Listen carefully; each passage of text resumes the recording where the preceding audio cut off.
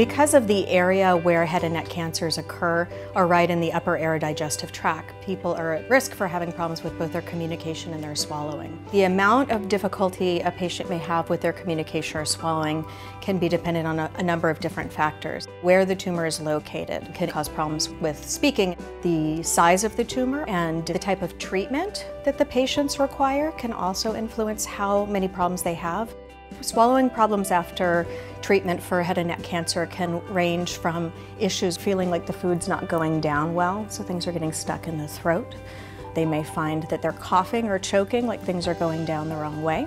Dry mouth and discomfort with swallowing are also very common, particularly in patients who've already had radiation therapy. A wet, gurgly vocal quality is something that we'll see often if patients have material enter into the upper part of the voice box. After many of the surgical procedures, patients need a feeding tube in for a short period of time to help maintain their nutrition and healing. And that's because they have to learn to swallow really in a very different way based on what has been taken out during the surgery. And so the beginning of the rehabilitation usually starts while they're in the hospital, and we're teaching them tricks and tips to get the food to go down in the most easy and safe way possible. Before treatment begins, it's important to have a patient evaluated to understand what their baseline function is. So that includes looking at how the muscles of the mouth and the face are working, how the speech sounds, how the voice sounds, and whether they have any trouble with swallowing before they start treatment. And oftentimes that will include an instrumental swallowing evaluation where we either look with an endoscope from the nose down into the throat or with an X-ray, which is called a modified barium swallow study.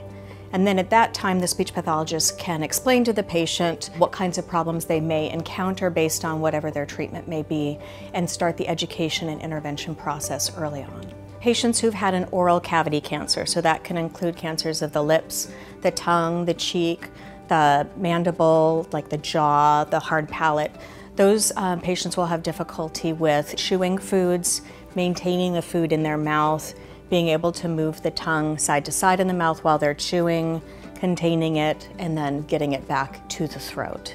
When patients have surgery to the pharynx, or the throat portion, they're more likely to have difficulty getting the food down past the airway and into the esophagus. So they're more likely to have complaints like food getting stuck in the throat or food going down the wrong way. In patients who've had surgery to their larynx, they're more likely to have problems protecting their airway, so they are more at risk for aspiration or coughing and choking when they eat and drink. Radiation therapy, the main issue that we deal with there is long-term potential for scar. The soft tissues surrounding the muscles that we use to swallow become much more firm and scarred down so that they can't maintain their normal mobility. Swallowing therapy can incorporate a number of different things. So one thing that we may do are strengthening exercises. So for example, if somebody has weakness in the back of their throat, if we have them swallow with their tongue out, it helps to strengthen up those muscles at the back of the throat.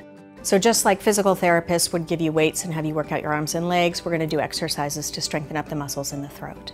Another thing, we work with them to find the strategies that help get the food down most efficiently. And fortunately, we don't often have to do a lot of diet restrictions, but we can also look at things like thicker liquids if they're aspirating thin liquids, or needing to puree foods if they can't chew up solid foods. Safe swallow techniques may be things like tucking the chin down to the chest to just sort of change the angle of the swallowing passage, holding the breath while you swallow to help get the airway closed so things don't get aspirated. I had a patient fairly early in my career that had a major influence on the way I think about rehabilitating patients with head and neck cancer. He explained how basically he was in special forces, and so it sort of confirmed this very, very tough. Having looked at him on day one, I would have thought this gentleman will sail through it. He's very strong, both mentally and physically. But in fact, that wasn't the case. About a month after his treatment ended, he came into my office with his wife, kind of a shell of his former self. And I asked him how he had been, and he said, "I feel like I was left on the battlefield." And that really drove home to me the importance of really educating people and letting them know what to expect and walking with them hand in hand through their entire process. We're able to provide that supportive care from time of diagnosis through survivorship. And though it will be challenging to get through treatment, we're going to provide what they need to get them